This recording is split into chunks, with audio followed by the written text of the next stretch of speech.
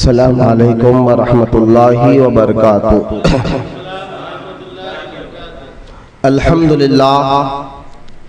الحمدللہ رب العالمین، والصلاة والسلام علی سید الانبیاء والمرسلین وعلی آلہ واصحابہ اجمعین، اما بعد، وقال اللہ تعالی فی القرآن المجید: فأعوذ باللہ من الشیطان الرجیم، بسم اللہ الرحمن الرحیم۔ النبی اولی بالمؤمنین من انفسہم، آمنت باللہ صدق اللہ العلی العظیم۔ وقال اللہ تعالی بشان حبیبہ الکریم: ان اللہ وملائکتہ یصلون علی النبی یا ایھا الذین آمنوا صلوا علیہ وسلموا تسلیما۔ اللہم صل علی سیدنا مولانا محمد معادن الجود والکرم وعلی آلہ وبارک وسلم۔ صلاۃ و سلام علیک یا رسول اللہ صلی اللہ تعالی علیہ وآلہ وصحبہ وسلم۔ معزز سامعین اکرام، خانقاہ محبوب اولیاء میں آنے والے تمام مرید و متقین، آج کا عنوان جو ہے انشاءاللہ محبت رسول صلی اللہ تعالی علیہ وسلم پر ہوگا۔ اس ٹاپک اور اس عنوان کو چننے کی وجہ یہی ہے، جو حالات خاص طور پر ہندوستان کے چل رہے آپ تمام جانتے ہیں، اور ڈاکٹر وہی سے ہی ہوتا ہے معاشرے میں، سماج میں، علاقے میں، شہر میں، ملک میں جو بیماری چلتی ہے اس کا علاج اسی وقت کرے۔ اور کوئی آ کر اگر اس ڈاکٹر کو یہ کہے کہ بھائی ابھی حالات رہی ہیں، ایسا مت کریے، ویسا مت کریے، تو یقیناً جو یہ مشورہ دے رہا وہ خود ظالم ہے، اور اس بیماری سے اور اس معاشرے سے بیماری کو ختم کرانا نہیں چاہتا، اور اوپر سے میٹھی آواز ڈال دیتا ہے نہیں ایسا نہیں کرنا چاہیے، ویسا نہیں کرنا چاہیے، اس طرح کی باتیں۔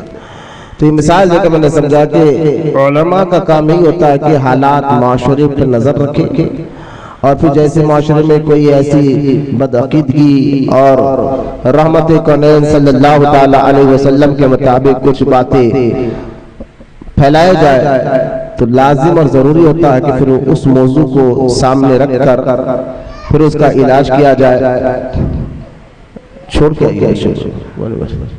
پھر اس کا علاج کیا جائے اور اس کے متعلق جو ہے باتیں کیا جائے۔ تو آج اسی ٹاپک پر میرا عنوان ہے محبت رسول صلی اللہ تعالی علیہ وسلم۔ آپ تمام جانتے ہیں کہ حالات جو ہندوستان کے دھیرے دھیرے بن چکے ہیں، خاص طور پر ان کے گھروں کو پر بلڈوزر چلایا جا رہا ہے، کئی پر ان کو اکیلے دیکھ کر مارا جا رہا ہے۔ حالات اب یہ ہو گئے کہ یو پی کے کانپور کے وہ علاقے میں جشن عید میلاد النبی صلی اللہ تعالی علیہ وآلہ وصحبہ وسلم کے مبارک موقع پر وہاں کے لوگوں نے I love محمد صلی اللہ تعالی علیہ وسلم جو انگلش میں لکھ کر ایک بینر بنا کر لگایا تھا، اس پر FIR کٹی اور اس پر جو ہے ان کو ارسٹ کیا گیا، گرفتار کیا گیا۔ اور جب یہ بات سوشل میڈیا کے ذریعے تیزی سے پھیلی تو پورے ہندوستان بھر کے مسلمانوں نے پھر اس پر احتجاج کیا، اسٹیٹس پر I love محمد لگائے، بہت سے لوگوں نے اس پر توجہ دلائی۔ جب انسٹاگرام، سوشل میڈیا، فیس بک، انٹرنیٹ، یوٹیوب پر اور ٹویٹر پر جب اس کی مہم چالو ہوئی تیزی کے ساتھ، تو آخرکار کانپور کے کمشنر کو مجبوراً یہ کہنا پڑا آ کر کہ بھائی ہم نے I love محمد پر جو ہے کیس بک نہیں کیا، بلکہ اس لیے کیس بک کیا ہے کہ جہاں تک ان کو پردہ لگانا نہیں چاہیے تھا، جہاں ان کی حد کی حدود تھے، اس کے ہٹ کر انہوں نے پردہ لگایا، یہ انہوں نے قانون کو توڑا۔ اور دوسرا، کسی غیر مذہب کے پوسٹروں کو ان لوگوں نے پھاڑا، اس پر FIR ہوئی ہے۔ یعنی جب احتجاج شروع ہوا اور پورے ہندوستان بھر کے مسلمانوں نے اس پر، اور اس میں کچھ غیر مسلم حضرات نے بھی کہا کہ یہ کیا بات ہے، کیونکہ ہندوستان ایک جمہوری ملک ہے، اس میں ہر مذہب والے رہتے ہیں اور ہر مذہب والے کو اپنا اپنا مذہب پر آزادی کے ساتھ عمل کرنے کا یہ قانون خود ہندوستان کے لاؤ میں موجود ہے، سپریم کورٹ کے اندر موجود ہے۔ تو اس قانون کے تحت کوئی اپنے مذہبی چیز کو کھلے عام بناتا ہے تو اس میں کوئی قانون کے خلاف کام نہیں ہوتا۔ تو لہذا جیسا ہی یہ بات انٹرنیٹ اور اس پہ ذریعے پھیلی تو پھر جو ہے اس طرح کے نہیں آپ لے جائیے جناب، ڈسٹرب ہو رہا ہے، لکھ جائیے چھوڑ کے آئیے نا تو لیٹس۔ لہذا اس لیے جو ہے حالات جیسا بنتے گئے تو پھر ان کو کمشنر کو بھی جواب دیا ہم نے یہ ایسا نہیں ایسا تھا، پہلے تو یار اسی پر بخوبی پھر بعد میں اس کو بدل دیا گیا۔ تو آج میں نے کہا کہ چلو اس حالات کو دیکھتے ہوئے اسی کا علاج کیا جائے اور محبت رسول پر ایک بیان ہمارے اجتماع میں ریکارڈ کیا جائے، کیونکہ جب بھی حضور اکرم صلی اللہ تعالی علیہ وآلہ وصحبہ وسلم کی مبارک ذات مبارکہ پر جو ہے جب بھی کوئی غلط نگاہ سے بھی دیکھے گا تو پھر یہ پیغام مل جائے کہ پورے ہندوستان بھر کے مساجد سے اور مساجد کے علاوہ خانقاہوں اور درگاہوں سے آواز آئے گی کہ جیسے میرے سرکار ہو ایسا کوئی نہیں۔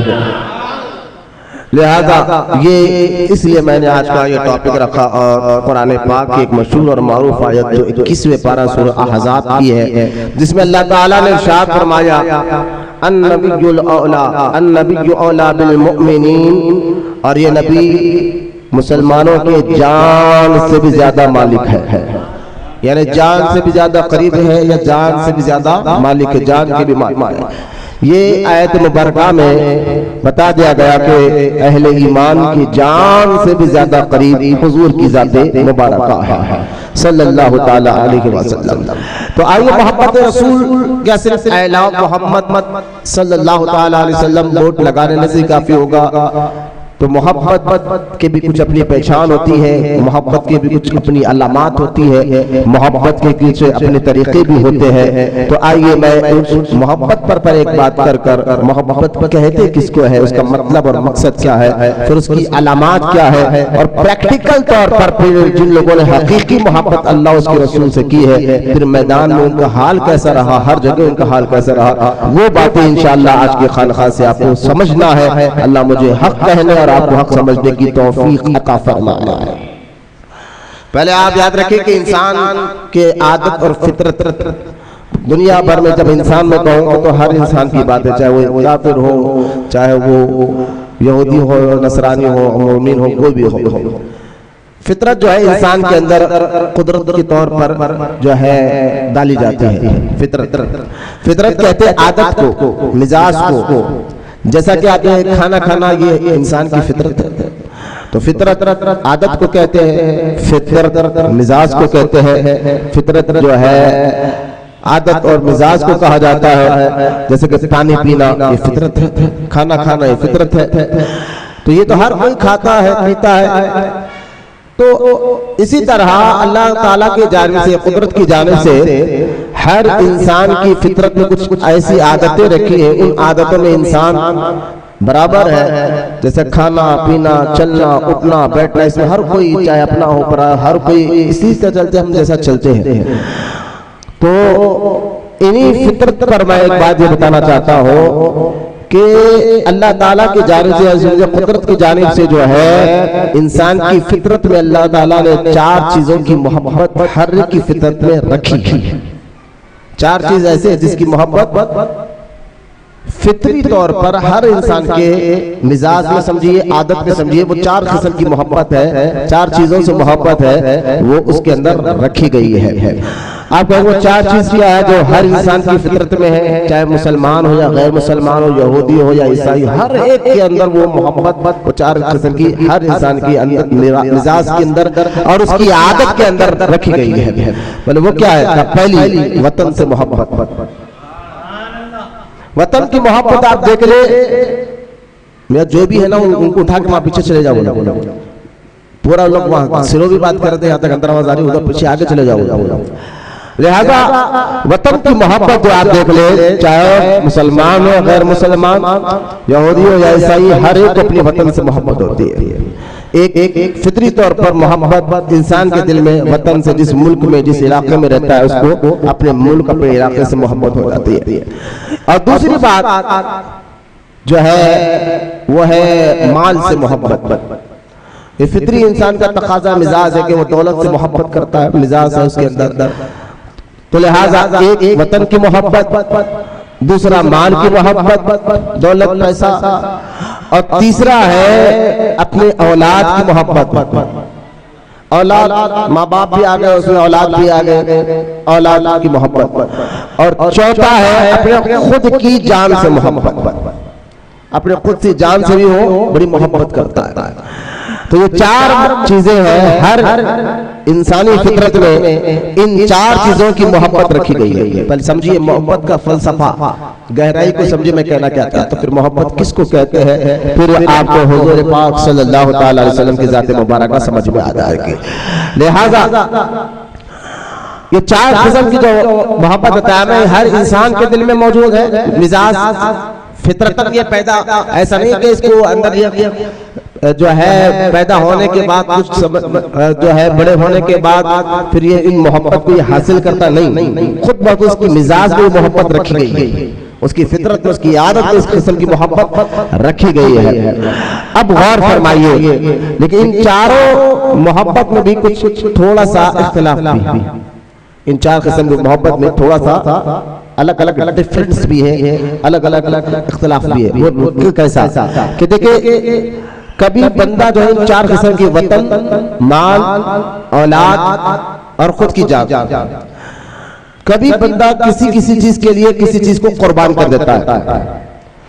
مثال کے طور پر مال کی محبت میں وہ وطن کو قربان کر دیتا ہے، قربان سے مطلب وطن چھوڑ کر دوسرے ملک میں جا کر رہنے لگ جاتا ہے اور وہاں کمانے لگ جاتا ہے، پھر وہاں پر وہ اپنی زندگی گزارنے لگ جاتا ہے۔ جب اسے پوچھا جائے کہ جناب یہاں اپنا ملک چھوڑ کر دوسرے ملک میں آ کر کیوں رہے ہو، تو مال کے لیے، دولت کے لیے، کمانے کے لیے آیا ہو، لہٰذا مال کی محبت میں اس نے وطن کو قربان کر دیا، یعنی قربان سے مراد وطن کو چھوڑا۔ اور کبھی یہ ہوتا ہے کہ اپنے اولاد اور اپنے ماں باپ کی محبت میں وہ مال کو قربان کر دیتا ہے، یعنی کبھی کچھ ایسا حالات ہو جائے، بچوں کی مزاج خراب ہو جائے، پھر اللہ نہ کرے کہ ماں باپ ہو، بیوی بچوں ہو، ان کی مزاج میں کوئی ایسی فطور خرابی آ جائے، تو پھر یہ بندہ جو ہے مال کی محبت کو اس اپنے اولاد، اپنے ماں باپ کی محبت کے لیے قربان کرتا ہے، مال خرچ کرتا ہے، دولت خرچ کرتا ہے، کسی بھی ہو ان کی جان بچ جائے، یہ صحت مند ہو جائے۔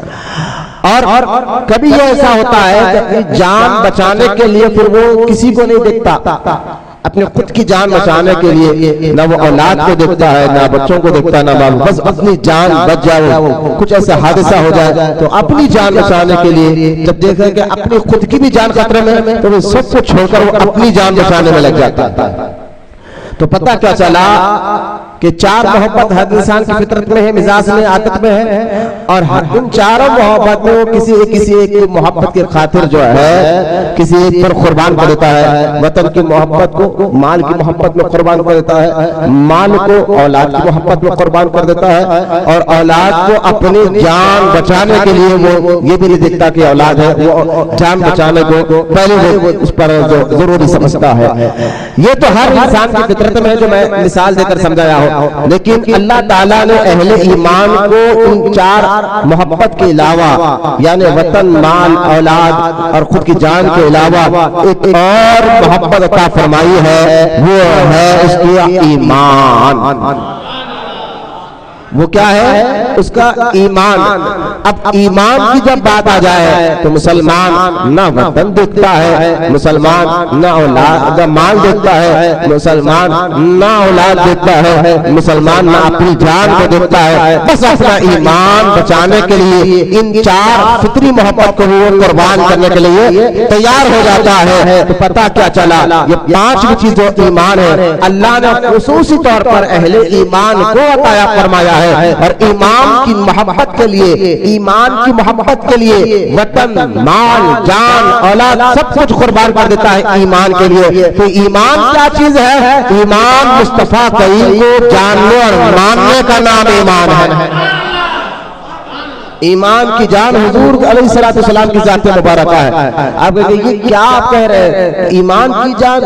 ہاں ایمان کی بھی جان حضور کی ذات مبارکہ ہے، کیونکہ قرآن میں اللہ تعالیٰ نے جہاں یہ فرمایا کہ اللہ پر ایمان لاؤ، وہاں پر یہ بھی فرمایا میرے محبوب پر ایمان لاؤ اور ان کی اطاعت کرو اور ان کا حکم مانو. سب سے آگے اللہ کے رسول، اللہ اس کے رسول کی محبت کو سب سے آگے رکھو. یہ قرآن میں بھی حکم ہے، یہ احادیث پاک میں بھی حکم ہے.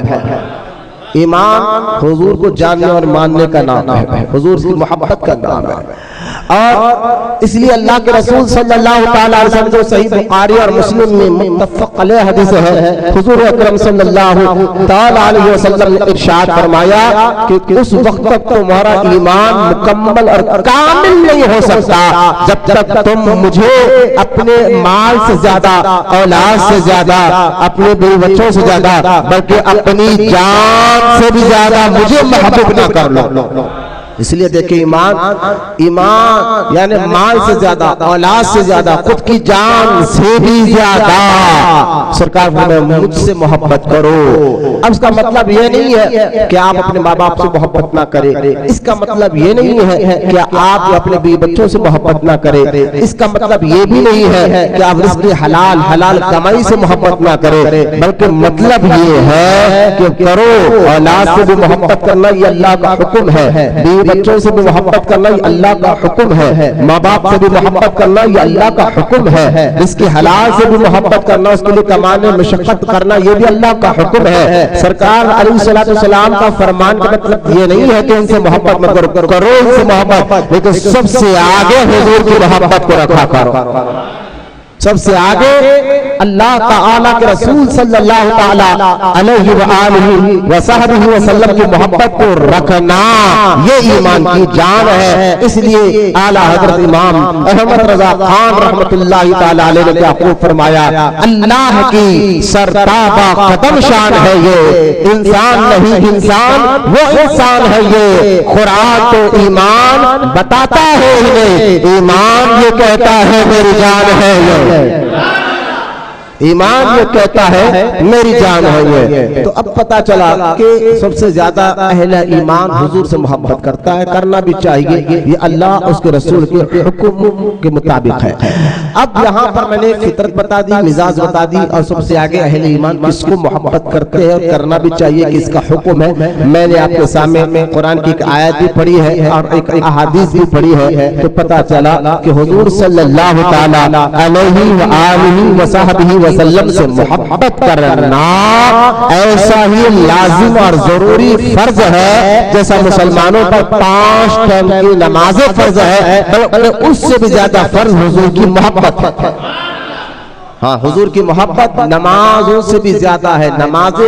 نمازیں ساری عبادتیں تمہیں حضور تک پہنچاتے ہیں، حضور تمہیں اللہ تعالیٰ تک پہنچاتے ہیں. چاہے آپ کلمہ پڑھ رہے ہیں اللہ تک نہیں پہنچیں گے، نماز، روزہ، حج، زکات جو اچھے عمل کر رہے ہیں یہ اچھائیاں تمہیں حضور تک پہنچاتے ہیں. حضور صلی اللہ تعالی علیہ وسلم ہے جو تمہیں اللہ تک پہنچاتے ہیں. یہی بات جو ہے نا، یعنی بغیر حضور صلی اللہ تعالی علیہ وسلم سے رب راضی بھی نہیں ہوتا. ان کے ذریعے اگر کوئی پہنچنا چاہے تو اللہ اس کے ایمان کو قبول نہیں کرتا. بغیر ان کے ذریعے اگر اللہ تک پہنچنا چاہے تو ان کی عبادت کو بھی اللہ قبول نہیں کرتا. جب تک کوئی بھی رب کو مانے لیکن درمیان میں حضور صلی اللہ تعالی علیہ وسلم کو رب کے مانے تو اللہ تعالیٰ اس کے ایمان کو بھی قبول فرماتا ہے، اس کے نیکیوں کو بھی قبول فرما لیتا ہے.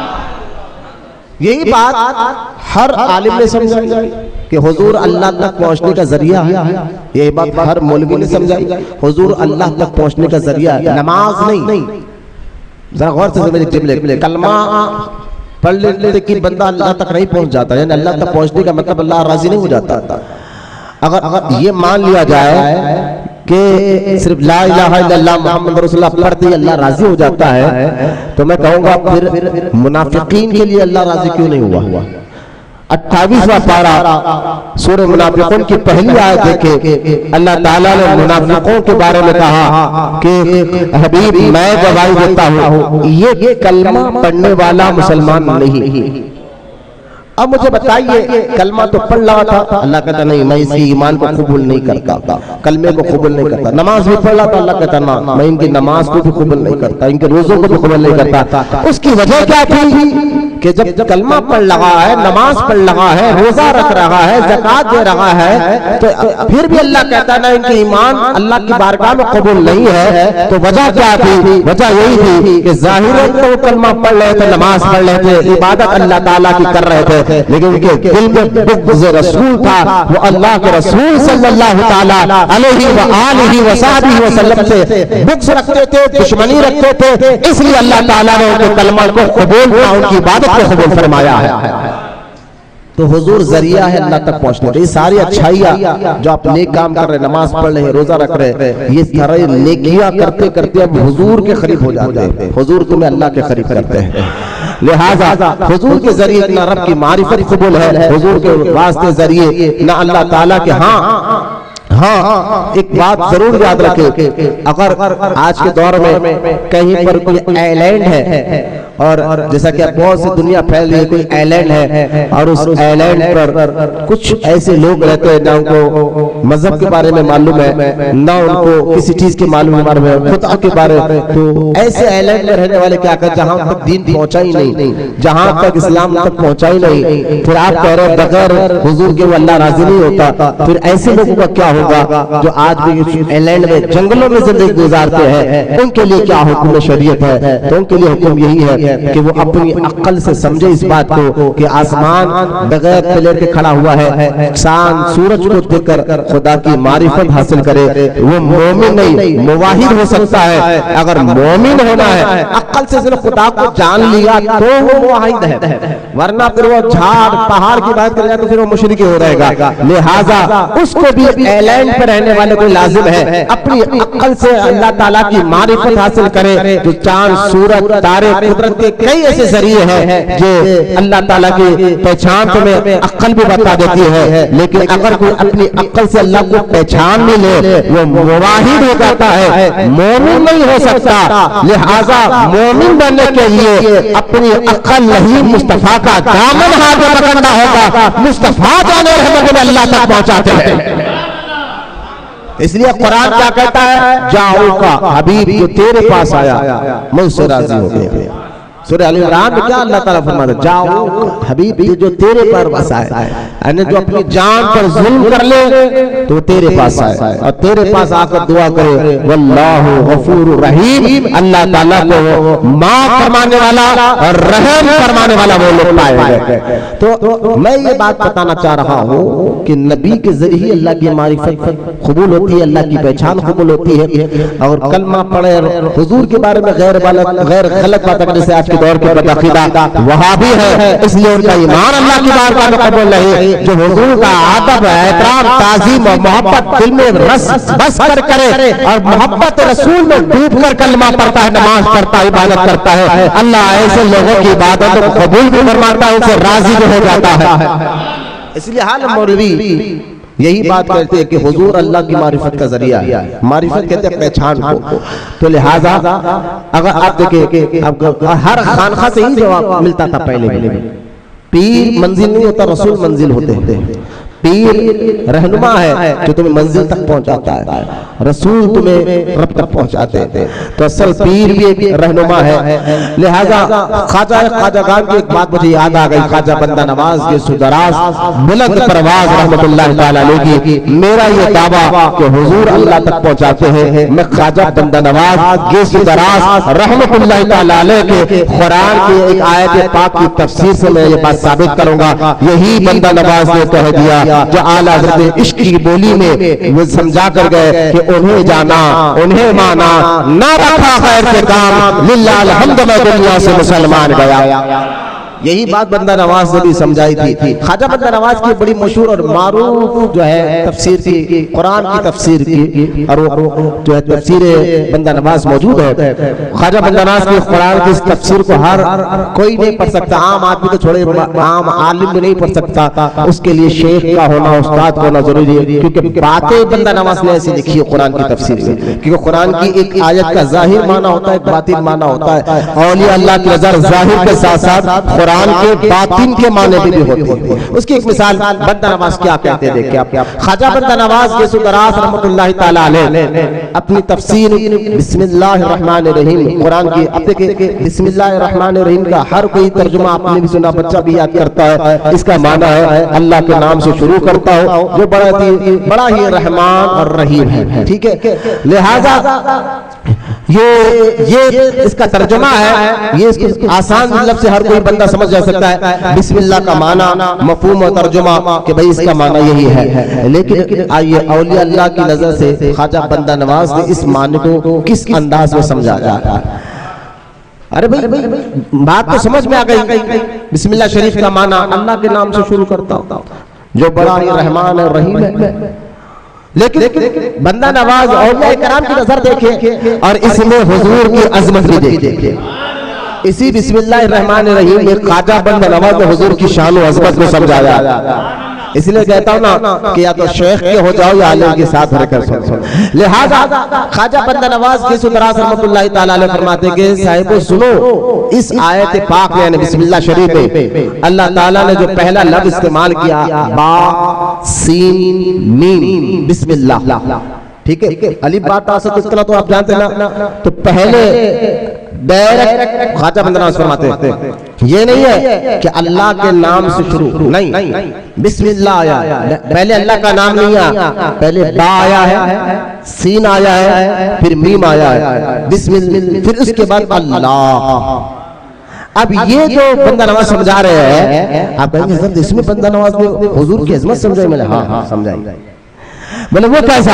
کہ دیکھو خواجہ بندہ نواز کے سدراس رحمۃ اللہ تعالیٰ علیہ فرماتے ہیں کہ ڈائریکٹ یہ جو رب ہے نا اللہ، اس سے پہلے یہ با سین میم کیوں کہا اللہ تعالیٰ نے؟ تو بندہ نواز کہتے ہیں کہ با کا مطلب سمجھو، سین کا مطلب سمجھو، میم کا مطلب سمجھو. اس کے بعد یہ جو بات ہے وہ آپ کو سمجھ میں آئے گی. کہا حضور آپ بتائیے، کہا با سے مراد بر.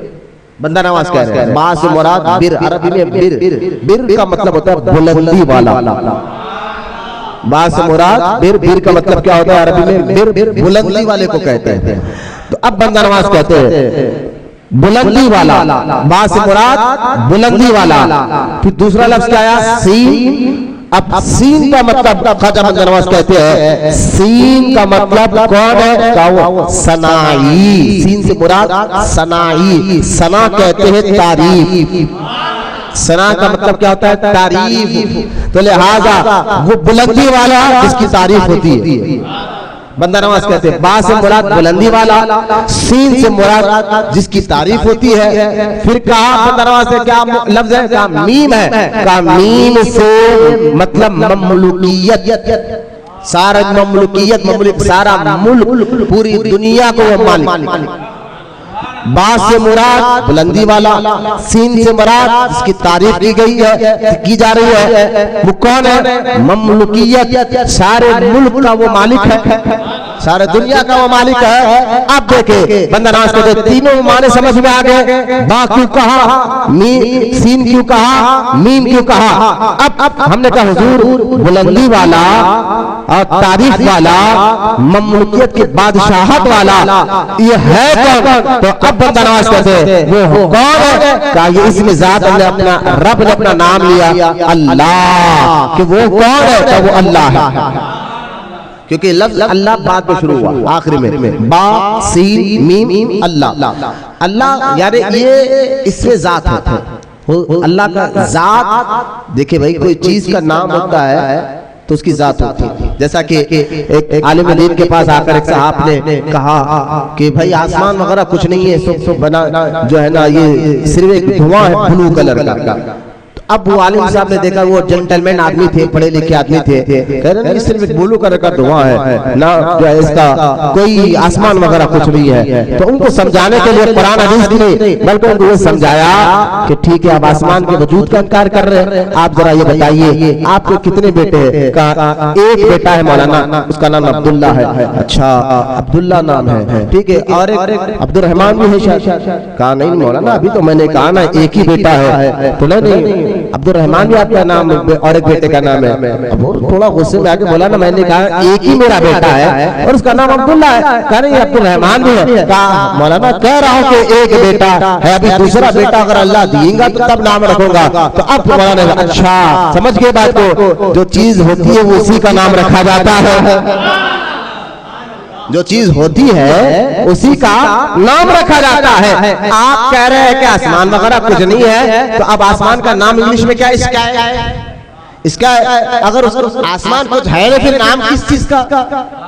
تو خیر یہ مثال میں نے اس لیے دی ہے کہ لفظ اللہ یہ اس میں ذات ہے, اور بزرگان دین نے اس میں ذات کا بہت ذکر کیا. اللہ صمد, اللہ اللہ, یہ اس میں ذات کا ذکر ہے. مطلب جب یہ اللہ کا ہے تو اس کے ذات اور اس کی صفات کی طرف اشارہ ہو جاتا کہ جس کا ہم نام لے رہے ہیں وہ ہے اور وہ موجود ہے. اب بندہ نواز سمجھا رہے ہیں وہ کون ہے؟ وہ بلندی والا ہے جس کی تعریف ہمیں کرنا ہے, سارے ملک کا بادشاہ ہے, وہ ذات اللہ تعالیٰ کی ہے. اس لیے بندہ نواز کہتے ہیں با سین میم, بلندی والا, تعریف والا اور مملوکیت والا وہ اللہ ہے. پھر اللہ کا نام آیا نا بسم اللہ, اللہ کا نام آیا. پھر بندہ نواز کہتے ہیں اس کے بعد کیا آیا؟ رحمان, بسم اللہ الرحمن, رحمان آیا نا بسم اللہ شہد میں. یہ رحمان جو ہے نا یہ اللہ کی صفت کا نام ہے. کیا کہ رحمان جو ہے یہ اللہ کی صفت, صفت کہتے ہیں خوبی کو, صفت کہتے ہیں خوبی کو, کہ جو مملوکیت والا ہے, جو بادشاہت والا ہے, جو سارے بلندی والا ہے, جس کی ہمیں تعریف کرنی ہے وہ اللہ ہے. یہ اس میں ذات کا نام ہے اور وہ اتنا رحمان ہے, یعنی اس کی صفت کا نام ہے, اس کی خوبی کا نام ہے. وہ رحمان ہے, بڑا مہربانی کرنے والا ہے. پھر آگے فرمایا رحیم, بسم اللہ الرحمن للرحیم. اب بندہ نواز کہتے ہیں یہ رحیم اللہ کی صفت تو ہے لیکن رحیم کون ہے؟ تو بندہ نواز کہتے ہیں رحیمی وہ رحیم وہ ذات مبارکہ ہے جو تمہیں اللہ تک رحمان اور رب تک پہنچاتے ہیں. تو اب بندہ نواز سے کہا کیا رحیم اللہ کی صفت نہیں ہے؟ کہاں ہے, لیکن یہاں بسم اللہ الرحمن الرحیم میں یہ رحیم کی جو نام آیا ہے یہ اللہ کی صفت بھی ہے, لیکن یہ رحیم سے مراد یہاں اللہ تعالیٰ نے اپنی صفت کا ذکر نہیں کیا کہ رحمان اس کی صفت کا ذکر ہے. اللہ اس کی ذات اسمی ذات کا نام ہے. اب اللہ رحمان تک تمہیں پہنچنا ہے تو رحیم کے دامن کو پکڑنا ہوگا, رحیم تمہیں رحمان اور رب تک پہنچائے گا. تو یہ رحیم کو جو پکڑ لیتا ہے ان کے دامن کو وہ رب تک پہنچ جاتا ہے. لوگوں نے کہا بندہ نواز سے حضور بات سمجھ میں نہیں آئی ہے, رحیم اللہ کی صفت ہے, آپ کہہ رہے نہیں بسم اللہ میں یا رحیم اللہ کی صفت تو ہے لیکن یہاں اس کا ذکر نہیں ہو رہا ہے, تو پھر کس کا ذکر ہو رہا ہے؟ تو بندہ نواز کہتے ہیں یہاں رحیم سے اس ذات کی طرف اللہ نے اشارہ کر دیا, اے میرے بندے مجھ کو راضی کرنا چاہتے ہو, مجھ تک پہنچنا چاہتے ہو تو رحیم کا دامن پکڑ لو, وہ تمہیں مجھ تک پہنچا دے گا. وہ مجھ سے راضی ہو, وہ تم اس کے ذریعے سے آؤ گا, تم سے راضی ہو جاؤ گا. تو بندہ نواز سے پوچھا گیا حضور یہ رحیم کون ہے؟ فرمایا یہ رحیم سے مراد حضور اکرم صلی اللہ تعالی علیہ وسلم کی ذات مبارکہ ہے.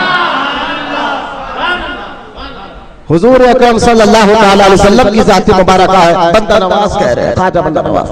آپ کہیں گے عام آدمی سمجھ میں, مولانا سمجھ میں نہیں ہے کہ کیا مطلب, کیا بندہ نواز سمجھانا کیا چاہتے ہیں؟ تو بندہ نواز یہ کہنا چاہتے ہیں کہ صاحبو کہ اللہ تعالیٰ نے قرآن میں حضور کو رؤوف الرحیم کہہ کر پکارا ہے. سورہ توبہ میں جہاں آیت ختم ہو رہی ہے اللہ تعالیٰ نے حضور کو رؤوف اور رحیم کہہ کر پکارا ہے. اب بندہ نواز کہتے ہیں اس آیت سے پتہ چل گیا جب بسم اللہ الرحمن الرحیم ہے یہ رحیم سے مراد حضور کی صفت ہے اور حضور کو اللہ تک پہنچاتے ہیں. لہذا یہی مزاج آپ کو لے کر چلنا ہے. ہم نہ نمازوں پہ عیش کرتے ہیں, معاذ اللہ نہ ہمیں نماز پر نہ اتراتے, نہ روزے پر, نہ اپنی عبادت پر. ہمیں تو اترانا ہوتا ہے تو حضور کے دامن پر کہ اللہ تیرا شکر ہے ایسے محبوب کے غمہ کو تمہیں ہمیں پیدا فرمایا ہے. اس لیے مسلمان مسل جاتا ہے جب ان کی ذات پر اور ان کے نام پر کوئی آ جائے تو بے چینی, ایک تلملاہٹ جو ہے دل دماغ میں آ جاتی ہے. اس لیے اعلیٰ حضرت نبی اسی عشق کی بولی میں سمجھایا، انہیں جانا انہیں مانا، نہ رکھا غیر سے کام، للہ الحمد میں دنیا سے مسلمان گیا۔ تو میں نے بسم اللہ شریف میں حضور کی معرفت کے متعلق بندہ نواز کی تفسیر سے میں نے اپنے سامنے سمجھایا، حضور اللہ تک پہنچاتے۔ قرآن کی اور بھی آیتیں اگر میں بتاؤں تو پہلے اللہ نے اپنے محبوب کا ذکر کیا اور اس کے بعد اپنا ذکر کیا اور اشارہ دے دیا بندوں کو مجھ کو راضی کرنا ہے تو میرے مصطفیٰ کے دامن کو پکڑ کر میری عبادت کرو، میں راضی ہو جاؤں گا۔ یہ ہے ان آیتوں سے پتا چلا، بسم اللہ کی اس آیت سے، اور بھی قرآن کی آیتیں، سورہ مجادلہ کی آیتیں، میں نے بھی سورہ احزاب کی آیت پڑھی ہے، ان آیتوں سے پتا چلا کہ حضور سے محبت کرنا نماز کی طرح فرض ہے ہر مسلمان کے لیے۔ حضور سے محبت کرنا نماز کی طرح فرض ہے ہر مسلمان کے لیے۔ اب سوال یہ ہے کہ ٹھیک ہے یہاں تک بات سمجھ میں آ گئی، کیوں محبت کرے؟ وہی تمہیں اللہ تک پہنچانے والے، انہی کے دامن سے تمہیں اللہ راضی ہو جائے گا۔ اب سوال یہ ہوتا ہے ٹھیک ہے مولانا اب ہمیں بتائیے محبت کہتے کس کس کو؟ یہاں تک تو ہم نے محبت کے بارے میں سمجھ گیا کہ فطرتاً محبت ہوتی ہے، عادتاً محبت ہوتی ہے، لیکن ساتھ میں ہمیں یہ بھی بتائیے کہ محبت کا معنی اور مفہوم کیا ہے، محبت کہتے کس کو ہے؟ تو دیکھیں محبت کا مفہوم اور مطلب کو سمجھنا ہے تو ایک بات یاد رکھیں، محبت کی پہچان کیا ہے؟ تو محبت جس سے بھی ہو جاتی ہے، محبت کے میں حقیقی معنی جزوی معنی کی طرف نہیں جاتا ہوں، عشق مجازی یا عشق حقیقی بھی ہم اردو میں کہتے ہیں، حقیقی محبت مجازی محبت، تو میں اس طرف نہیں، پہلے محبت کا پہچان، محبت کی علامت میں سے ایک علامت میں آپ کے سامنے بتاتا ہوں۔ جب وہ علامت آپ کے اندر ہے تو سمجھ جاؤ کہ آپ محبت آپ کی ہو گئی ہے، جس کے لیے آپ محبت کرتے ہیں، جس سے آپ محبت کرتے ہیں تو پھر محبت اپنی پہچان بھی رکھتی ہے، محبت اپنی علامت بھی رکھتی ہے۔ ان میں سے ایک علامت جو ہے، ایک علامت جو ہے دل کا نرم ہو جانا۔ محبت کی علامت میں سے ایک علامت کیا ہے؟ دل کا، سو مل کر بولے، نرم ہو جانا ہے، دل کا نرم ہو جانا۔ مطلب کیا ہے؟ جس سے آپ محبت کرتے ہیں تو اس کے آپ کے دل میں اس کے لیے عزت آ جاتی ہے۔ دل کا نرم ہونے کا مطلب کیا ہے؟ آپ کے لیے آپ کے دل میں اس کے لیے عزت آ جاتی ہے، ادب آ جاتا ہے، تعظیم آ جاتی ہے، چاہے وہ سامنے ہو چاہے آپ اس کے سامنے نہ بھی ہو، یا وہ آپ کے سامنے ہو یا آپ اکیلے میں ہو، اس کا نام بھی سن کر آپ کے دل میں ادب آتا ہے اور اچھے الفاظ منہ سے نکلتے ہیں۔ یہ آپ دیکھ لیں، محبت کی علامت میں سے ایک علامت میں آپ کو بتا رہا ہوں، اور بھی علامت ہے کہ محبت کی علامت میں سے ایک علامت، پہچان میں سے ایک پہچان یہ ہے کہ جس سے بھی محبت کرو۔ ابھی محبت میں بہت سی چیزیں آگے، ماں سے محبت ہے، باپ سے محبت ہے، بھائیوں سے محبت ہے، بیوی بچوں سے محبت ہے، نیکی سے محبت ہے، تو یہ ساری محبت میں سمجھانے کے لیے کہا جس سے آپ محبت کرتے ہیں اس چیز کا ادب، احترام، عزت آپ کے دل میں آ جاتی ہے، اور آپ چاہے اکیلے میں ہو چاہے وہ آپ کے سامنے آپ کا محبوب بیٹھا ہوا ہو، بس اس کا ذکر جب بھی کریں گے ادب کے ساتھ، پیار کے ساتھ، عزت کے ساتھ کریں گے۔ ایک تو یہ علامت محبت کی، اور دوسری علامت یہ ہے، اور یہ علامت جو ہے احادیث پاک میں آیا، سرکار مدینہ صلی اللہ تعالی علیہ وآلہ وصحبہ وسلم نے ارشاد فرمایا کہ بندہ جس سے محبت کرتا ہے اس کی علامت، اس کی پہچان جو اس کا ذکر زیادہ کرتا ہے، جس سے محبت کرتا ہے اس کا ذکر زیادہ کرتا ہے۔ آپ دیکھ لیجئے تنہائی میں تو عاشق اپنے محبوب کا ذکر کرتا ہے، لوگوں کے سامنے ہو تو عاشق اپنے محبوب کا ذکر کرتا ہے، کس کے بھی سامنے ہو عاشق اپنے محبوب کا ذکر ہی زیادہ کرتا ہے۔ میرے محبوب کا چلنا ایسا ہے، میرے محبوب کا اٹھنا ایسا ہے، میرے محبوب کا بات کرنا ایسا ہے، اس کی آنکھیں ایسے ہیں، اس کا مبارک چہرہ ایسا ہے۔ تو جو حدیث میں آتا ہے جس سے بندہ محبت کرتا ہے اس کا ذکر زیادہ کر دیتا ہے، لہٰذا یہ محبت کی دوسری علامت ہے جو میں آپ کو بتا رہا ہوں۔ اس لیے سنی ہر وقت چاہے کوئی بھی موضوع ہو، آپ نے کسی سچے عالم دین کو دیکھا ہوگا وہ عظمت رسول کی بات ہی کرتا ہے، شان رسول کی بات کرتا ہے، وہ سنی ہے، مگر آپ ہمیشہ حضور کا ہی ذکر کیوں کرتے ہیں؟ تو کہتے ہیں بھائی جس سے محبت ہوتی ہے اسی کا ذکر زیادہ کیا جاتا ہے، جس سے محبت ہوتی ہے اسی کا ذکر زیادہ کیا جاتا ہے، یہ محبت کی علامت ہے۔ اور میں نے ابھی آپ کو پہلی علامت کیا بتائی؟ جس سے محبت ہوتی ہے اس کے لیے دل میں ادب آ جاتا ہے، عزت آ جاتا ہے۔ یہاں سے ایک مسئلہ وہ بھی حل ہو گیا کہ وہاں بھی بدعقیدہ سے یہ پوچھے کہ جناب آپ حضور کا نام سن کر انگوٹھے کیوں چومتے ہیں؟ تو کہنا میں نے تیرے نام لے کر تھوڑا ہی چنا ہے، کیوں؟ نہیں حضور کا نام لیتے ہیں کہ بھائی جس سے محبت ہوتی ہے تو اس کے نام سے بھی محبت ہوتی ہے، اس کے ذکر سے بھی محبت ہوتی ہے۔ اور محبت لوگوں کو ادب سکھاتی ہے، عزت سکھاتی ہے۔ ارے یہ دنیا کا قانون ہے، جس سے بندہ محبت کرتا ہے اس کی عزت کرتا ہے۔ تو جو عزت کرنے کے طریقے ہیں ان محبوب کا نام لے کر چومنا بھی ہے، لہذا تیرے نام سے تیرا نام سن کر چومیں گے تو الٹی آئے گی، مصطفیٰ کا نام لے کر چومیں گے تو ہمارے چہرے پر نور آئے گا۔ محبت عزت کرانا سکھاتی ہے، جس سے آپ محبت کرتے اس کو عزت کرتے ہیں۔ ایک ایسا ہو ہی نہیں سکتا بندہ فلاں سے محبت کرے اور اس کو گالی بھی دے، اس کی پیٹھ پیچھے اس کی برائی بھی کرے، اس کے بارے میں غیر غلط غلط بھی کرے، تو یہ جھوٹا ہے، محبت کا سچا نہیں، یہ جھوٹا عاشق ہے، صرف زبان سے کہہ رہا ہے، محبت اس کی زبان پر ہے، اس کے دماغ میں اس کے دل میں محبت اتری نہیں ہے۔ جو بندہ جس سے محبت کرتا ہے اس کے بارے میں گالی بھی دے اور اس کو غیر غلط بھی کرے، ارے بھائی یہ محبت نہیں، یہ دکھاوا، یہ منافقت ہے۔ محبت کی پہچان یہ ہے جس سے بندہ محبت کرتا ہے چاہے وہ سامنے ہو یا نہ ہو، اس کا آدب، اس کی عزت اس کے دل دماغ میں بیٹھ جاتی ہے۔ تو یہیں سے یہ قانون نکل گیا کہ ہم حضور سے محبت کرتے ہیں، اس لیے ادب نماز میں اذان میں حضور کا نام بھی چن لیتے ہیں اور حضور سے محبت کرتے ہیں، حضور کی عزت اور ادب کے لیے ہم جلوس بھی نکال لیتے ہیں۔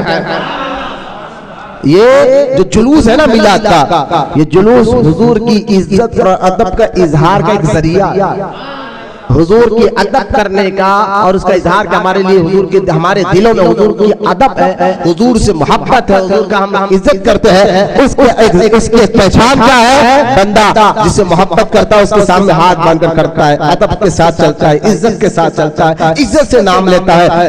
یہی معاملہ مسلمانوں کا حضور کے ساتھ ہے، اس لیے نام بھی چومتے ہیں اور جلوس کے نام پر ادب سے کھڑے بھی ہو جاتے ہیں، سلام کے نام پر بھی ادب سے کھڑے ہو جاتے ہیں۔ یہ سلام میں کھڑے ہونا یہ ادب ہے، جلوس میں چلنا یہ ادب ہے، نام لے کر حضور اذان حضور کا نام پر انگوٹھے چومنا یہ حضور کا ادب ہے۔ اور ادب وہی بندہ کرتا ہے جس کے دل میں حضور سے محبت ہوتی ہے۔ لہذا محبت کے دو ذریعے میں نے آپ کو بتا دیا، ایک اس کا جس سے محبت اور اس کا ادب کیا جاتا ہے، دوسرا اس کا ذکر زیادہ کیا جاتا ہے۔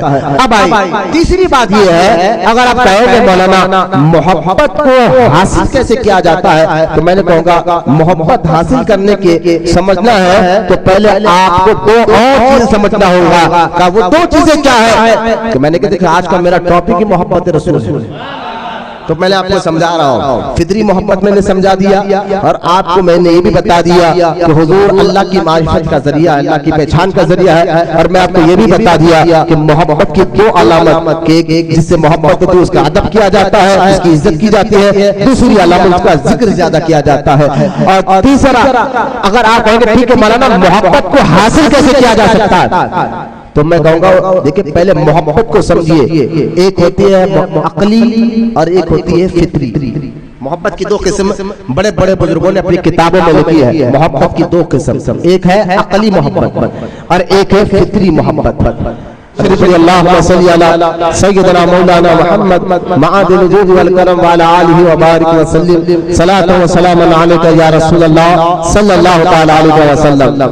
محبت کی دو قسمیں بزرگوں نے کتاب میں لکھی، دیکھیں میں شرع نماز سے پہلے سے 10 سے 15 منٹ رہ گئے، چہرے اداس مت رکھیے، چہروں پر اوپر نور لائیے، روڈیوں سود خوروں پہلوانوں کے ساتھ بیٹھنے کی عادت بن گئی، اس لیے اللہ اس کے رسول کا ذکر ہو چہرہ یوں گند بن ہو رہا ہے، اللہ ہوٹلوں میں بیٹھنے کی ہماری عادت ہو گئی، چبوتروں میں بیٹھنے کی عادت بن گئی ہے، رات رات فون میں دیکھنے کی عادت پر نہ چہرہ اترتا ہے، نہ انگلی آتی ہے، نہ جمائی آتی ہے، پتہ نہیں اللہ کا ذکر اور اس کے رسول کا ذکر سنتے ہی ہمارا چہرہ کیوں اتر جاتا ہے۔ تو خدا کے واسطے چہرے اچھے بنا کر بیٹھیے۔ آپ یہاں سمجھیے کہ میرا ٹاپک میں محبت کے فلسفے کی بات کر رہا ہوں، اس کی پہچان کی بات کر رہا ہوں، وہ کیسے آپ کے اندر آئیں گے یہ بات میں آپ کو کر رہا ہوں، کیونکہ محبت کرنا کا حکم حضور سے یہ اللہ کا ہے۔ قرآن کی 3 آیتیں میں نے سورہ مجادلہ اور ایک سورہ احزاب اور ایک آیت ہے قل ان کنتم تحبون اللہ فاتبعونی یحببکم اللہ. اللہ قرآن میں کہتا ہے اے محبوب اعلان کر دیجئے جو اللہ سے محبت کرنے کا دعویٰ کرتے ہو پہلے تیرے سے محبت کرے، تیری اطاعت کر. ٹوپی پہن ان کو ٹوپی دیو، میں لنگے سر مت بیٹھے، حضور کا ذکر ہو رہا ہے. لہذا آپ توجہ فرمائیے میری طرف دیکھیں جائے. محبت کی 2 قسمیں کیا ہے جو جس کے ذریعے بندہ ایک عقلی ایک فطری. مطلب کیا ہے؟ فطری محبت کو سمجھے. فطری محبت کا مطلب یہ ہے کہ بندہ فطرتاً پیدائشی طور پر جو ہے وہ محبت لے کر پیدا ہوتا ہے. فطرت اس کے اندر عادت ہے، فطرت کے اندر وہ محبت پہلے سے رکھی ہوئی ہوتی ہے. جیسے میں نے آپ کو بتایا وطن سے محبت فطری ہے، مال سے محبت فطرتاً ہے، ماں باپ سے محبت فطرتاً ہے، جان سے محبت، ہر ایک اپنی جان کی محبت ہوتی ہے. اس کو کہتے ہیں فطری محبت. اور اس لیے آپ دیکھیں بندہ اپنی جان سے، اولاد سے، ماں باپ سے محبت کرتا ہے تو کوئی اس کو سکھائے نہیں کہ یہ تمہارے ماں باپ سے محبت ہوتی ہے. فطرتاً اس کے اندر محبت ہوتی ہے، عادتاً اس کے اندر محبت ہوتی ہے اولاد سے جو ہے ماں باپ سے. یہ ہوتا ہے ایک فطری محبت. اور ایک ہوتا ہے عقلی محبت. عقلی محبت اپنے اندر آتی کیسا ہے؟ ایک فطرتاً ایک عقلاً. عقلی محبت کیا ہے کہ دیکھیں اس کی کئی ایک مثالیں میں دے سکتا ہوں. جیسا کہ دیکھیں آپ اپنے خود کی عقل سے سوچیں کہ میں کس سے محبت کروں. تو محبوب عاشق کہتا ہے جو میرا محبوب ہو وہ اس کے اندر یہ کوالٹیز ہو، علم میں اچھا ہو، چہرے دکھنے میں اچھا ہو، عقل میں اچھا ہو، وہ میرا محبوب ہے. چہرہ اس کا اچھا ہو، خوبصورت ہو، وہ میرا محبوب ہے.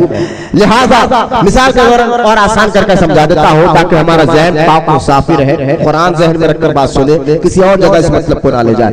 لہذا آسان کر کے بتا دو. دیکھیں کہ ایک ڈاکٹر دوا دیتا ہے اور ہمارے فطرت میں ہے کہ ہم میٹھی چیز کو جلدی کھاتے ہیں پیتے ہیں، لیکن کڑوی چیز کو ہماری مزاج ہماری فطرت قبول نہیں کرتی. لیکن ڈاکٹر دوا دے کر کہے کہ یہ جو کڑوی دوا ہے نا اگر آپ پئیں گے تو ہی آپ کو صحت ملے گی، یہ بیماری ختم ہوگی. اب فطرت تو ہماری کیا ہے؟ میٹھی چیز کو کھانا، میٹھی چیز کو پینا، کیونکہ میٹھی چیز سے وہ محبت کرتا ہے. لیکن عقلاً کہہ رہی ہے، عقل یہ کہہ رہی ہے ٹھیک ہے بھائی تیری فطرت میں کڑوی چیز کھانا پینے کی نہیں ہے لیکن دوا ہے، جب تک یہ پئیں گا نہیں تجھے صحت ملے گی نہیں. تو عقل کہتی ہے کہ اب اس دوا سے تجھے محبت کرنا ہوگا اور تجھے پینا ہوگا. تو لہٰذا عقل تمہیں اس کڑوی دوا کی طرف لے جاتی ہے.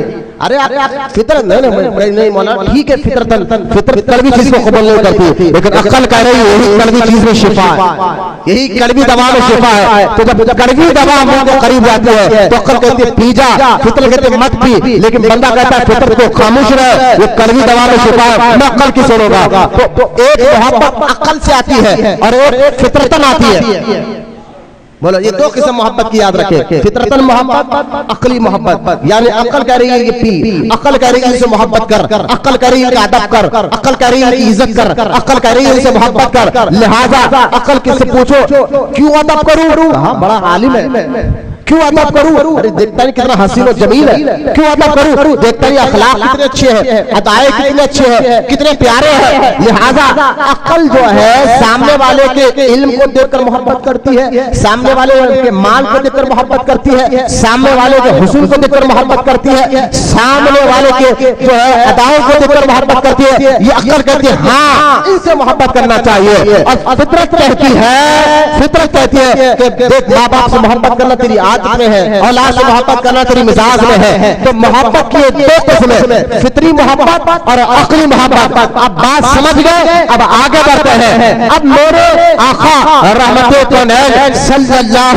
تعالی علیہ وسلم کو اگر ہم فطری طور پر دیکھیں تو فطرت بھی کہتے ہیں ایسے حسین و جمیل مصطفیٰ پر فطرت بھی قربان ہے. اور عقل کہتی ہے ایسا علم والا کسی نے دیکھا ہے، ایسی شان والا کسی نے دیکھا ہے، ایسا حسن و جمال والا کسی نے دیکھا ہے، ایسی عظمت والا کسی نے دیکھا ہے. تو عقل کہتی ہے، عقل بھی کہتی ہے قربان ہونا ہے تو اپنے نبی مصطفیٰ جانے رحمت میں قربان ہو جا.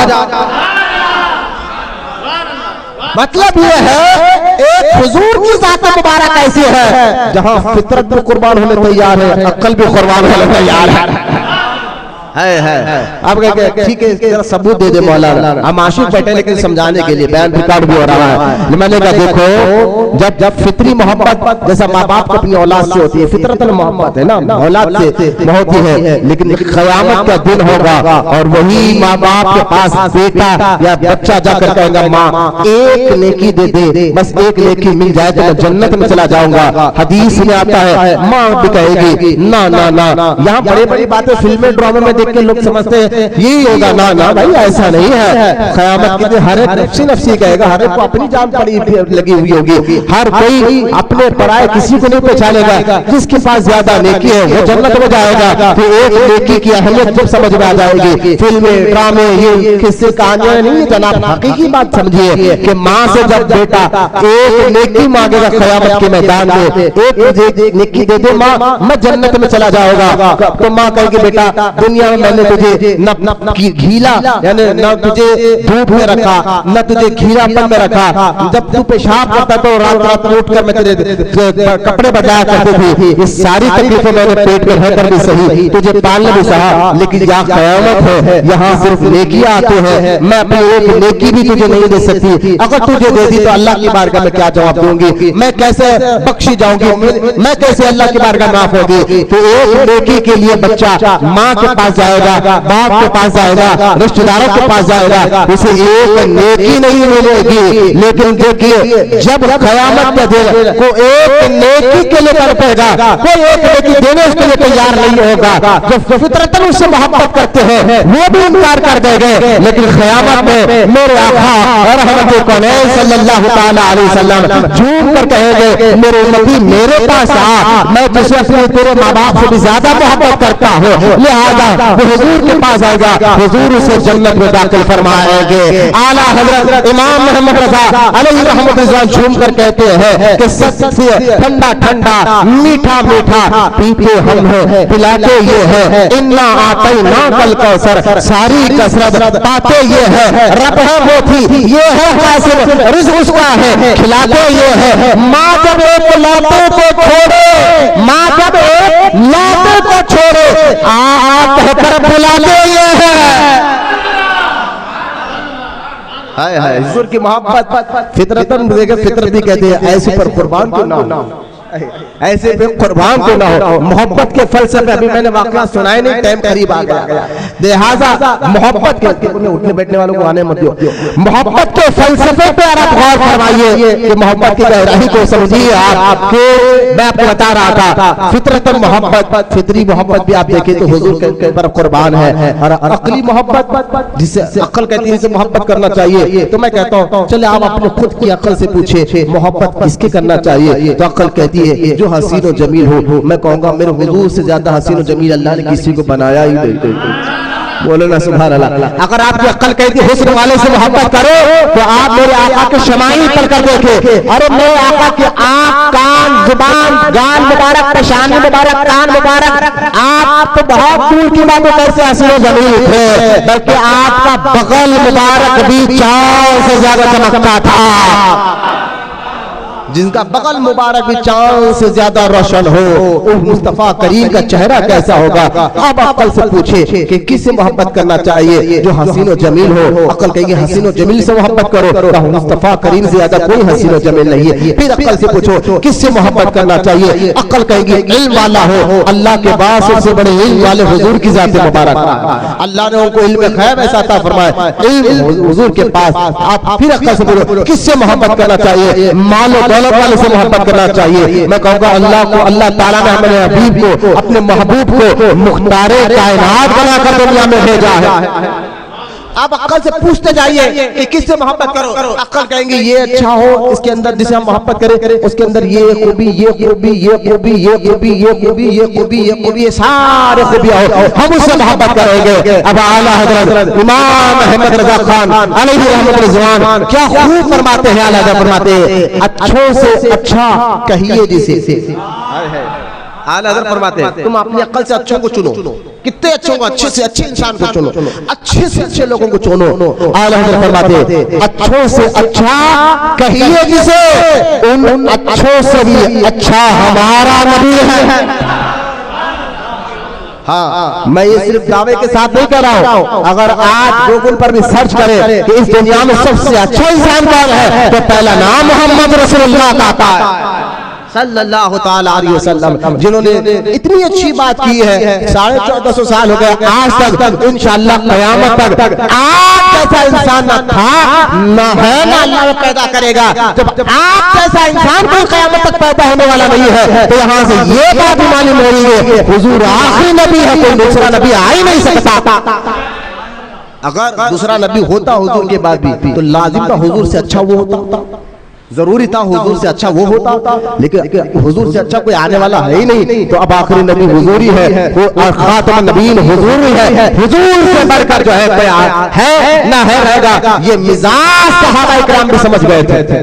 آئے بولو محبت سے سبحان اللہ، کیا محبت آپ سمجھ گئے۔ میں ایک دو بات سنا کر بات بالکل صرف 5 منٹ رہ گئے تو میری بات سن کر آپ جو ہے میں نے علامات محبت پر بات کر دی، اور میں نے کہا محبت تمہارے دل میں ادب لاتی، عزت لاتی ہے۔ قرآن کی 3 آیتیں اور ایک احادیث صحیح بخاری اور مسلم کی میں نے آپ کے سامنے بتائی۔ حضور نے فرمایا کہ حضور سے محبت کرنا، حضور کا ادب کرنا، یہ جو ہے ایمان کے لیے لازم ہے، ایمان والوں کے لیے لازم اور ضروری ہے۔ آپ دیکھیں اگر اس پر پریکٹیکل، ٹھیک ہے یہ بات تو سمجھ میں آ گئی مولانا کہ حضور سے محبت کرنا لازم ضروری ہے، نماز کی طرح فرض ہے، لیکن کوئی پریکٹیکل کوئی چیز ہو تو پھر اس پر عمل کرنا بھی آسان ہو جاتا ہے۔ کوئی مثال جس کی مثال بتا کر کے ایسی محبت کرو، حضور سے ایسا ادب کرو، حضور کی ایسی عزت کرو۔ آپ نے مانا وہ لوگ ہیں، میں وہ لوگ کی ذکر کر رہا ہوں، وہ لوگ کا میں ذکر کر رہا ہوں جس کے بارے میں قرآن کہتا ہے رضی اللہ تعالی عنہ ورضوا عنہ، اللہ تعالیٰ کہہ رہا ہے جن کے بارے میں میں ان سے راضی ہو گیا ہوں، مجھ سے راضی ہو گیا۔ بولے نا سبحان اللہ۔ وہ کون لوگ ہیں جن کے پریکٹیکل زندگی کو دیکھ کر آج ہم اور آپ بھی ان سے عشق کے سبق سیکھ سکتے ہیں، اور قیامت تک کا مسلمان بھی ان کا ادب عشق کس کو کہتے ہیں تو سیکھنا ہے تو ان سے سیکھو جن سے اللہ راضی ہو چکا ہے، جن کے بارے میں قرآن اللہ کہتا ہے صراط الذین انعمت علیہم، جن پر اللہ کا انعام ہوا ہے، ان سے نبی کی محبت سیکھو۔ سیکھنا ہے تو ان سے ادب اور محبت کے تقاضا سیکھو جن کے بارے میں قرآن کہتا ہے الا ان اولیاء اللہ لا خوف علیہم ولا هم یحزنون، یہ وہ لوگ ہیں نہ ان کو کسی چیز کا خوف ہوتا ہے غم ہوتا ہے، لہذا ان سے سیکھو حضور سے محبت کیسے کی جاتی ہے، حضور کا ادب کیسے کیا جاتا ہے، پریکٹیکل طور پر عمل کیسے کیا جاتا ہے، تو ان سے سیکھو جن سے اللہ راضی ہو چکا ہے، ان سے سیکھو جن پر اللہ نے انعام رکھا ہے، ان سے سیکھو جن کے بارے میں اللہ نے کہا نہ ان کو کوئی خوف ہے نہ غم ہے، اور ان سے سیکھو محبت کس کو کہتے ہیں، ادب کس کو کہتے ہیں حضور کا، تو سیکھنا ہے تو مسلمانوں ان سے سیکھو جن کے بارے میں قرآن پاک کہتا ہے قیامت تک کے مسلمانوں کے لیے کہ اگر مجھ کو راضی کرنا چاہتے ہو اور ایمان لانا چاہتے ہو تو ایسے ایمان لاؤ جیسے میرے مصطفیٰ کے غلاموں نے ایمان لایا ہے،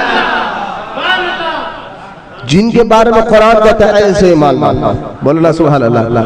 میں نے کہا میرے کو راضی ان کے پاس آگا میں راضی ہو جاؤں گا، آپ کہیں گے وہ کون ہے تو اللہ کہتا ہے مجھے راضی کرنا ایسے ایمان لانا، ایسے ایمان لانا۔ کہا مولا وہ کون ہے؟ ان کو صحابہ اکرام کہا جاتا ہے، ان کو صحابہ کہا جاتا ہے۔ صحابہ کے بارے میں قرآن کہتا ہے میں ان سے راضی ہو گیا ہوں، اللہ قرآن میں کہتا ہے میں ان سے راضی ہو گیا ہوں، اللہ قرآن میں کہتا ہے میرا ان پر انعام ہو چکا ہے، اللہ قرآن میں کہتا ہے ان کو کوئی خوف نہ غم ہے، اللہ قرآن میں اعلان کرتا ہے قیامت تک کے مسلمانوں کے لیے اگر مجھے راضی کرنا چاہتے ہو ایسے ایمان لاؤ جیسے نبی کے صحابہ نے ایمان لایا۔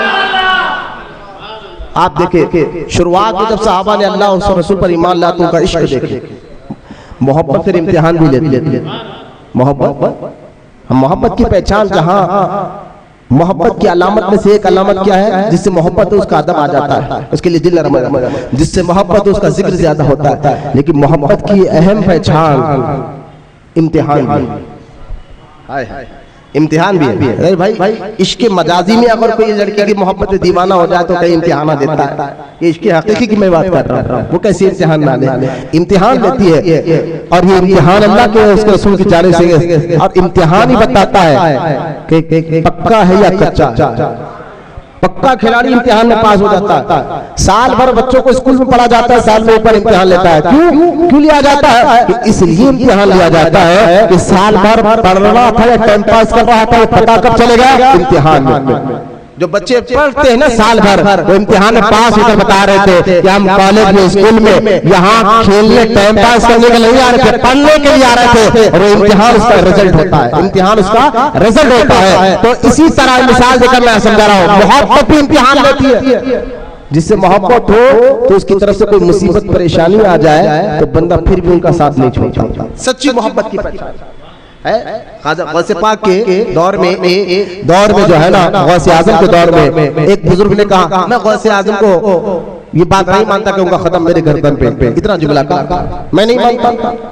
اتنا کہنا تھا غوث اعظم کے روحانی طور پر. ایک بندہ میرے کہتا کہ میرے ختم اس کے گردن پہ نہیں ہے, تو جب میرے ختم اس کے گردن پہ نہیں ہے تو اس کی گردن پہ سور بیٹھے گے. یہ غوث اعظم کی زبان سے نکل گیا, سور بیٹھیں گے اس کی گردن پر.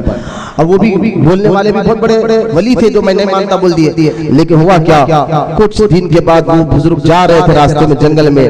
میں بہت طویل ہے, میں بس سمجھاتا ہوں محبت امتحان لیتی ہے. تو ایک چیز میں آپ کو سمجھا رہا ہوں. جا رہے تھے اور وہ ایک جگہ سے وہ بزرگ کو ایک عیسائی عورت سے محبت ہو گئی, اور وہ اس کی محبت میں وہیں ٹھہر گئے. وہ اس گاؤں میں رہ گئے, ٹھہر گئے, دیوانے ہو گئے. ایسے دیوانے لاکھوں مرید تھے اس دور میں, ان کے سارے مرید بڑے بیکار آ گئے. پیر ختم ہو گئے. پیر ایک عیسائی عورت کا دیوانہ ہو گیا, سارے بھاگے. لیکن اسی پیر کے دو سچے مرید تھے جو کہا کچھ بھی ہو پیر کو تو چھوڑے گے, ہے نا.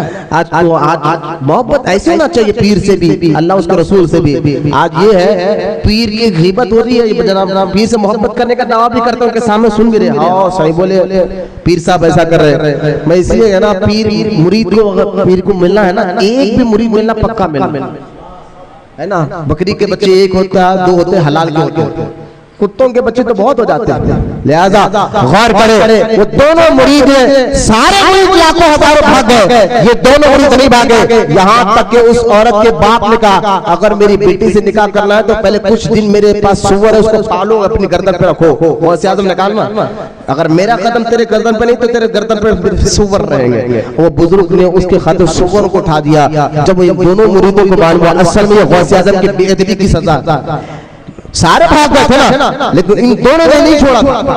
گئے دوڑتے ہوئے غوث اعظم کے ختموں میں ختم کر چلا کر اللہ اللہ کر رہے ہو, معاف کر دیجئے, آپ معاف کر دو گے تو میرا پیر پھر سے اللہ ان سے راضی ہو جائے گا. جب چلایا تو غوث اعظم کو بڑا رحم آیا, یہ مریدوں کی وجہ سے آج پیر کو میں معاف کر رہا ہوں.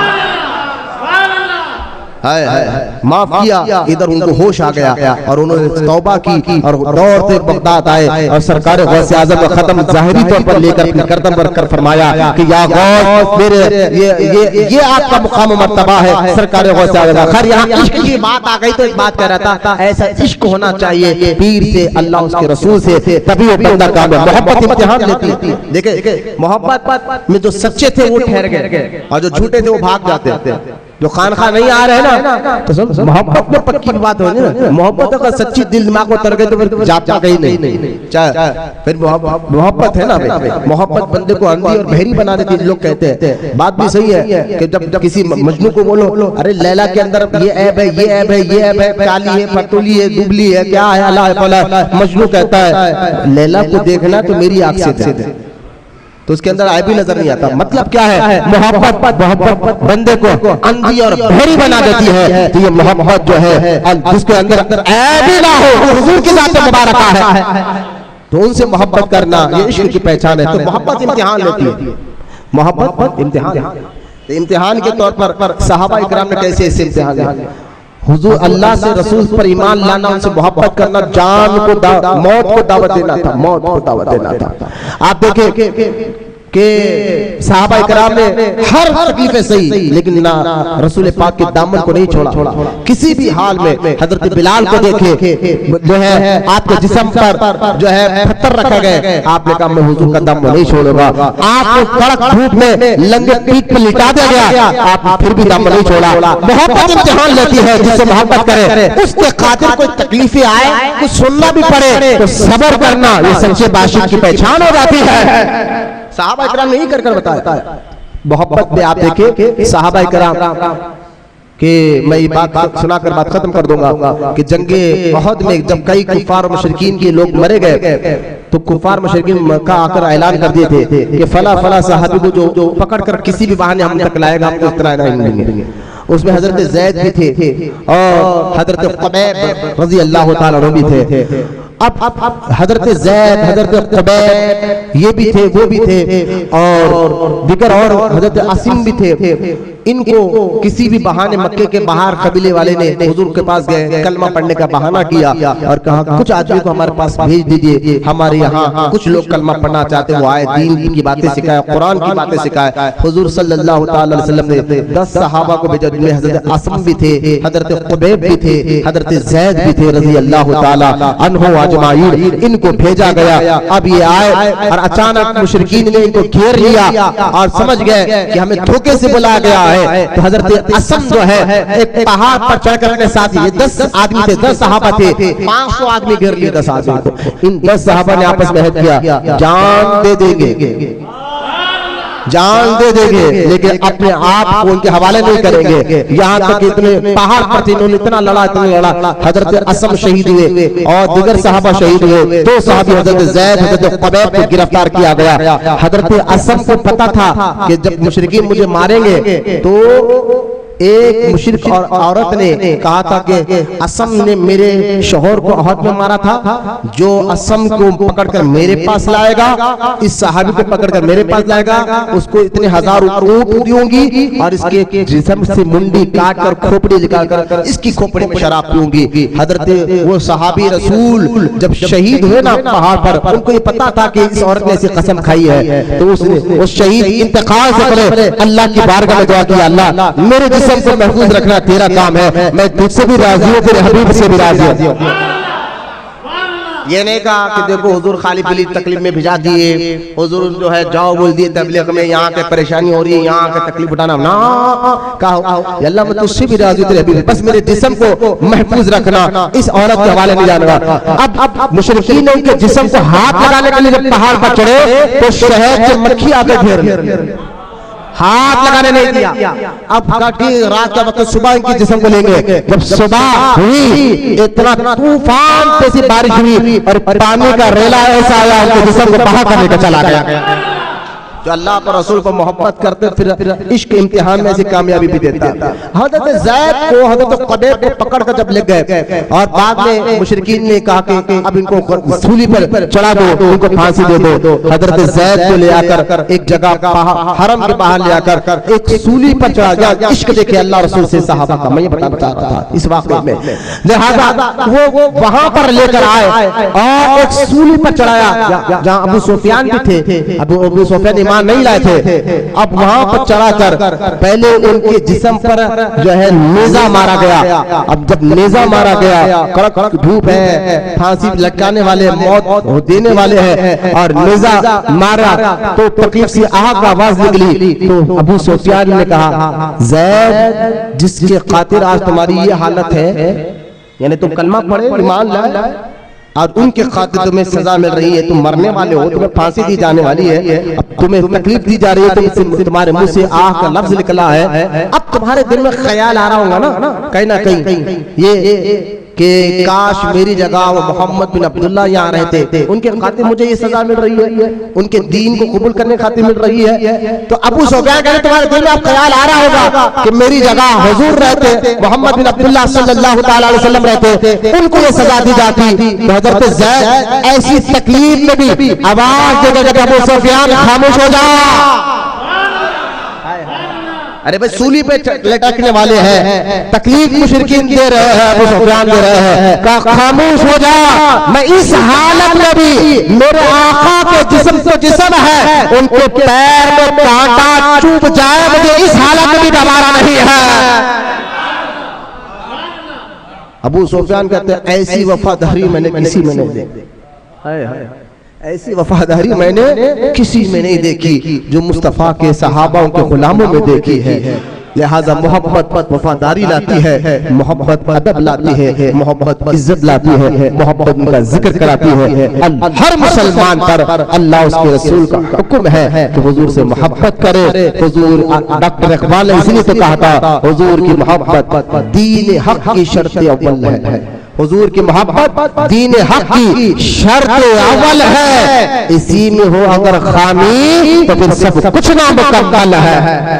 صحابہ کرام نے اللہ اس کے رسول علیہ السلام کی محبت میں کئی ایک معاملات، محبت پھر ادب بھی لاتے ہیں۔ عروہ بن مسعود نے حدیبیہ کے میدان میں جب حضور کا ادب کرتے ہوئے صحابہ کو دیکھا کہ صحابہ حضور کا پانی بھی زمین پر گرنے نہیں دیتے، تھوک کو بھی زمین پر گرنے نہیں دیتے۔ حضور اگر تھوک مبارک پھینکتے تو صحابہ ہاتھ میں لے لیتے، چہروں پر مل لیتے۔ عروہ بن مسعود جب یہ منظر کو دیکھ کر واپس مکہ گئے اور کہا کہ میں نے بڑے بڑے راجاؤں کو دیکھا ہے، بادشاہوں کو دیکھا ہے، لیکن ایسا ادب بڑے بڑے راجاؤں کا ان کے غلام کرتے ہوئے نہیں دیکھا جو محمد رسول اللہ کے غلام ان کا ادب کر رہے ہیں۔ ارے وضو کا پانی تو دور کی بات ہے، جو لوگ ان کے تھوک مبارک کو زمین پر گرنا دے تو ان کے خون کو گرنے کیسے دے سکتے ہیں؟